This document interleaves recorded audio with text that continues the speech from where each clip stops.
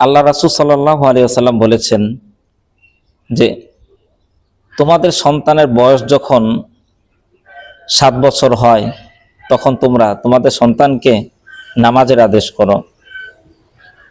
তোমার সন্তানের বয়স যখন 10 বছর হয় তখন তারা যদি নামাজ না পড়ে তাহলে নামাজের জন্য তাদেরকে প্রয়োজনে প্রহার করো। রাসূল সাল্লাল্লাহু আলাইহি সাল্লাম বলেন যে তোমাদের সন্তানের বয়স যখন 12 বছর হয় তখন তোমাদের সন্তান সন্ততিদের বিছানা আলাদা করে দাও। এই হাদিস থেকে আমরা এটাই জানতে পারলাম যে আমাদেরকে আমাদের সন্তান সন্ততিকে নামাজের আদেশ দেয়া এটা আমাদের জন্য ওয়াজিব।